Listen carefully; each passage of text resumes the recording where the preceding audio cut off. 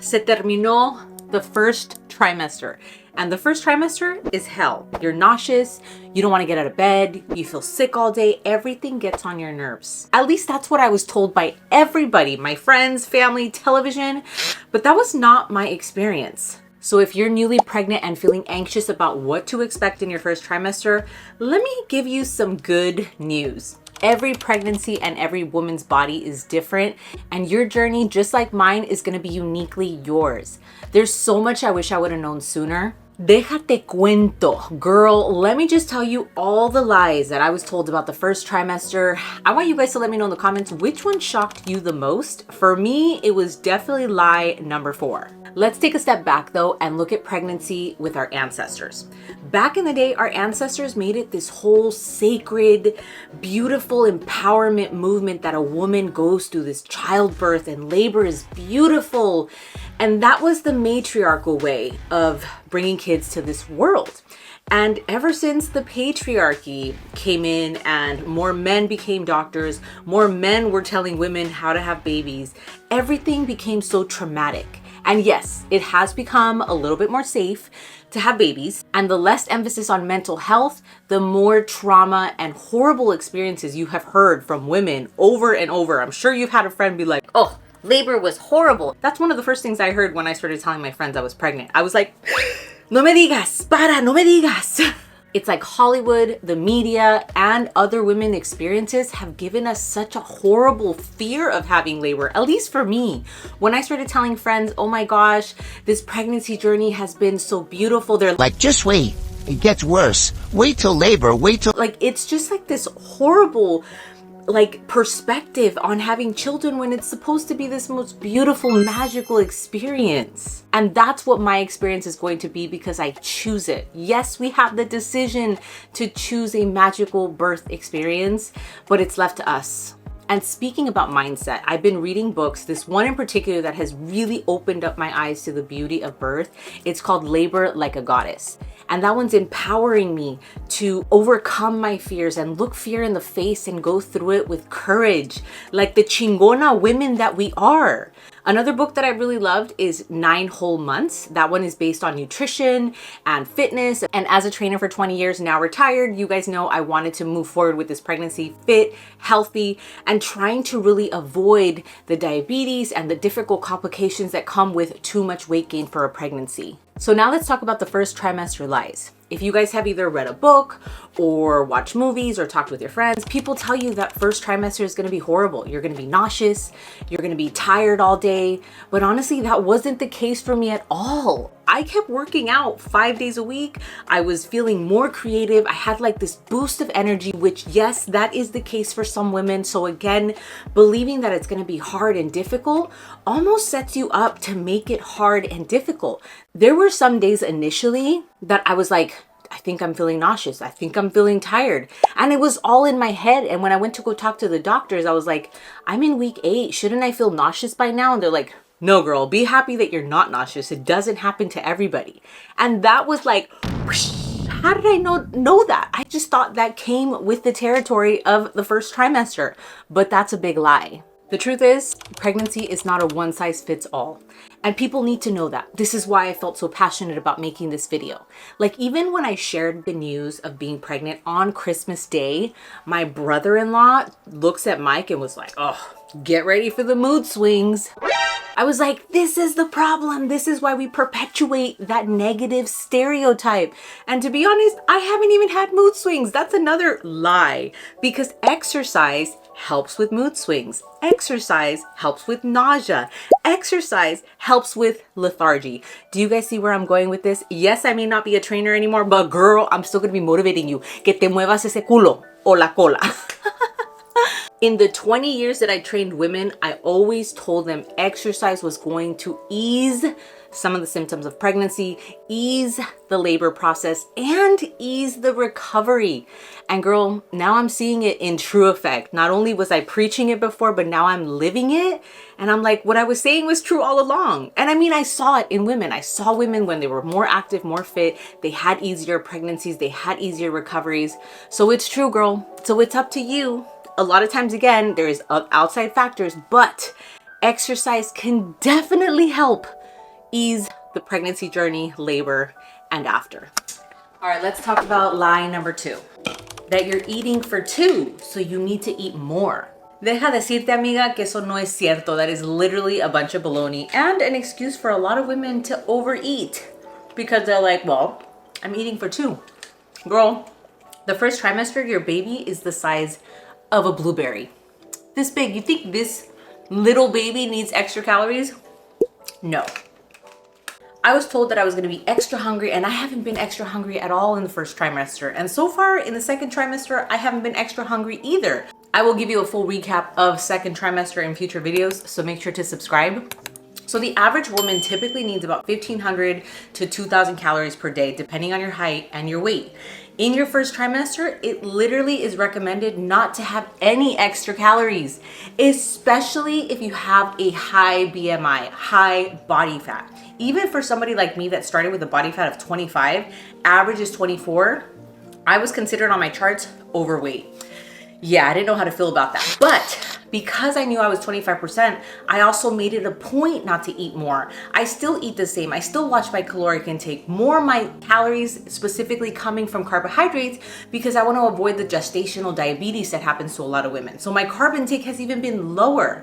So if you have extra body fat, you actually don't need to eat extra because guess what? You're not going to starve your baby. Your baby will take from those reserves, those little fat reserves that we probably want to get rid of anyway, and it will survive. Fetuses are actually really strong and they thrive in us. Overeating is bad for you and the baby. What's important is to eat a healthy, balanced diet. Now, if you guys want to see what I eat in a day, let me know in the comments and I'm happy to share a full video of what I eat in the day. And trust me, it includes a lot of fruit and probiotic drinks like the poppy. I'm obsessed with these. And here's a fun fact. In Mexico, where my family is from, they have this crazy belief that you should be giving into your cravings because then your baby's face will turn into the craving.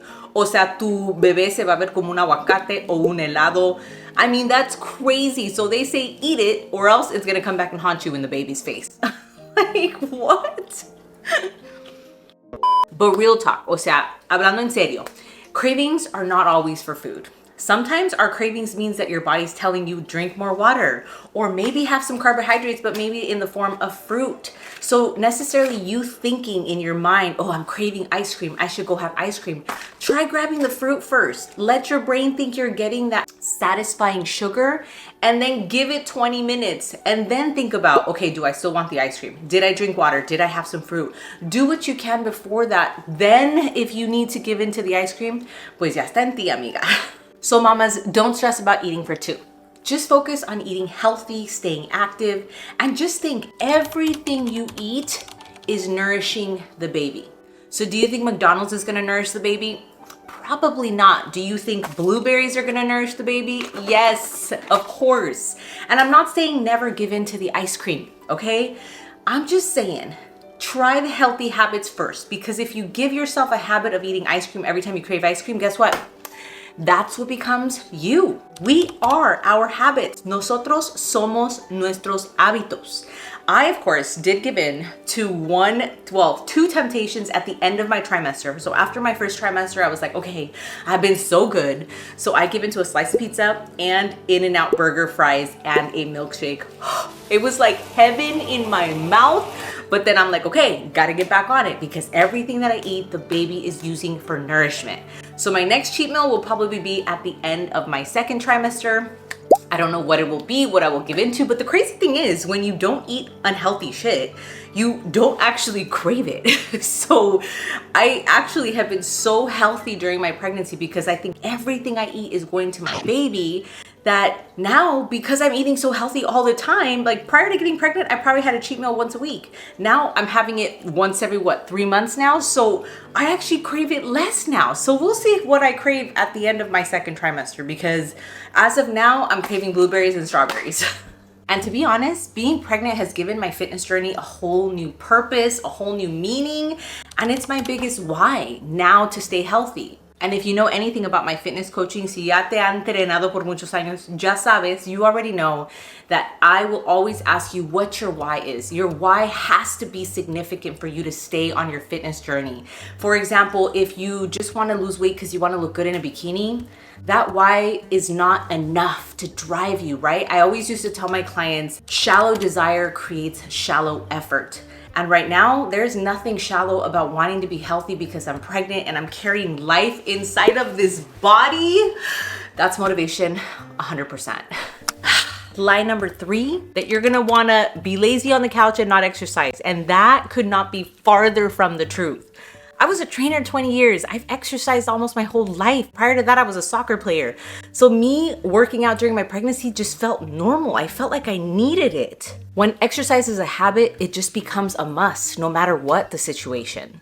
It's like brushing your teeth. You just do it.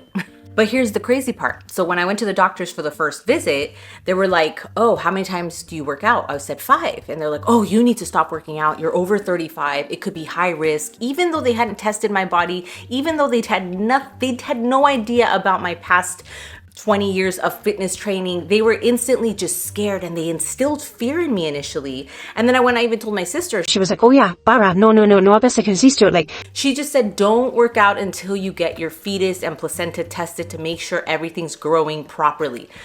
Honestly, maybe this was rebellious of me, but I decided to listen to my body. I didn't want fear to be driving any of my decisions for the pregnancy, for the journey at all. So I kept working out, but I did start reducing how heavy I was lifting. I was doing no more high impact cardio. I was just still doing my spinning. I still do jogging. I was still weight training, just lighter weight. So when I went for my visit at 10 weeks, guess what? They told me the baby was growing perfectly, everything was healthy, and now I was cleared to keep working out. But can you have imagined 10 weeks without me working out? Oh, that just sounds awful. Which I don't know how I'm gonna do it, because I do know that I need to take a chill pill after the baby's born, because durante la cuarentena, my doula has already told me, Gia, walking is gonna be the most that you can do. But I'm like, okay, as long as I could stay walking. Because at first she told me I was gonna be bedridden for 40 days. I was like, oh, heck no. But then she said, as long as I'm wrapped, she's gonna help me with something to wrap my waist and my hips to kind of bring my body back together. But walking will be something I choose once the baby is here. And of course, make sure to subscribe so you guys can see all that journey during now and then when the baby comes. Like, I can't even see myself as a mom still. I'm still like, what? So let's just be clear. If you're someone that has never really worked out, I would not recommend going and starting to work out when you get pregnant, okay? But as I told the moms that I used to work with, if you're preparing to get pregnant, start working out 6 months prior to preparing to become pregnant, because then the body's like, oh, I'm used to this. I'm used to movement. I like this. It makes you feel good. And again, exercise helps with all of the pregnancy symptoms. Girl, don't make your life harder. You have the power by making the right choices now, especially if you're trying to get pregnant anytime soon. Just listen to your body, okay? You know your body better than anyone else. All right, and now for lie number 4. And this is the one that shocked me the most, okay? That pregnancy is harder for women over 35. I mean, you're literally considered high risk by the doctors when you're over 35 and pregnant. And let me just tell you, my pregnancy first trimester has been so beautiful. I have felt inspired. I have felt energetic. I have exercised with so much love, knowing that my little baby is growing inside of me. I have had so much energy. And it's crazy because I have a friend who's pregnant also right now. We both got pregnant around the same time. She's about a month ahead of me. And she's 25 years old, had the worst first trimester. Couldn't get out of bed, couldn't eat because she was so nauseous. Literally had to get on medication after that first trimester because her nausea would not go away. Like, that's crazy to think that just because you're a certain age that your body is going to react in a negative way. That's cuckoo and that's brainwashing. But here's the thing though. Women have been told for a long time that our biological clock is always ticking. I mean, I felt the pressure at about 25 years old. And I mean, who came up with these rules anyway? Men, I guess, because men want us to have their babies a lot sooner. And personally, This may get me so much negative comments down there, but I personally think it's the system. The system wants us to have babies younger so that we're forced to have to live off of government assistance programs. And I mean, it just makes you so dependent on the government, because at 25 and 30, to be honest, I was broke at that age. Like, ain't no way I was gonna be able to have a comfortable pregnancy like I'm having now at 41. Being more financially supportive, financially stable. Looking back on my life and reflecting on the first trimester, it makes me feel nothing but gratitude about the way my life has unfolded. I'm happy that I didn't have a baby in my 20s and my 30s. I got to travel the world. I got to build my business. I got to learn how to love myself. I got to learn who I really am. And there's nothing wrong with having babies in their 20s and 30s, but there's also nothing wrong with women having babies in their 40s.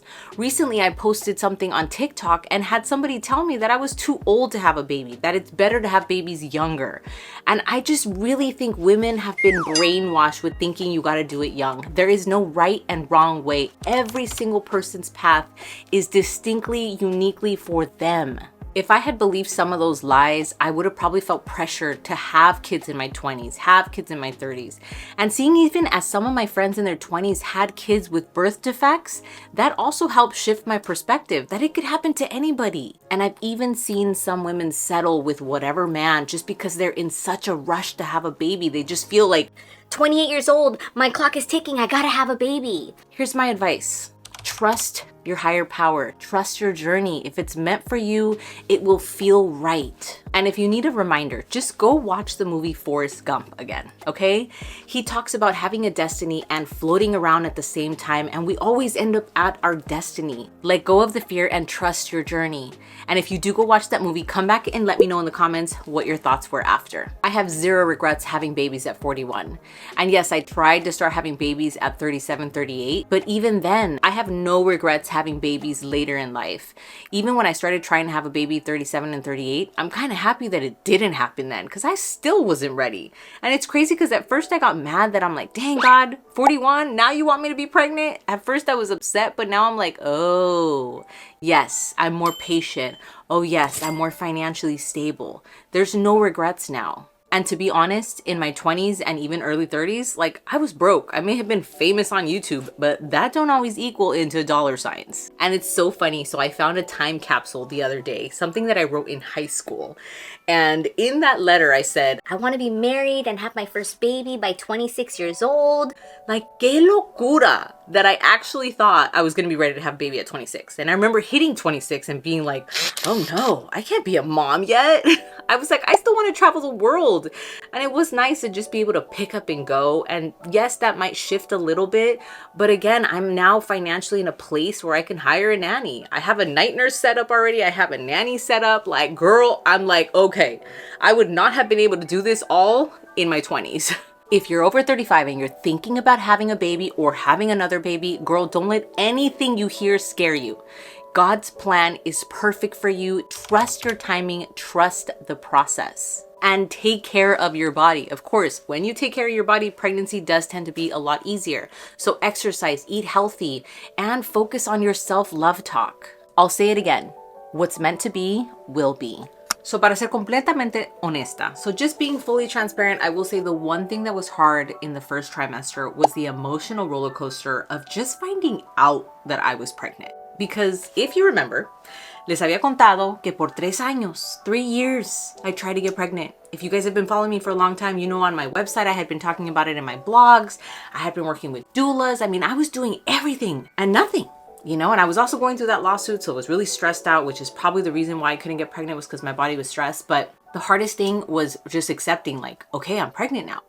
Porque ya había llegado a un momento, I had gone to a place where I was like, okay, God, you didn't want it for me. So I started to kind of enjoy that feeling of like, you know what? Well, I'm just gonna have forever freedom, and this is my life, and I love my husband, and I have this amazing life, and I get to sleep as long as I want forever.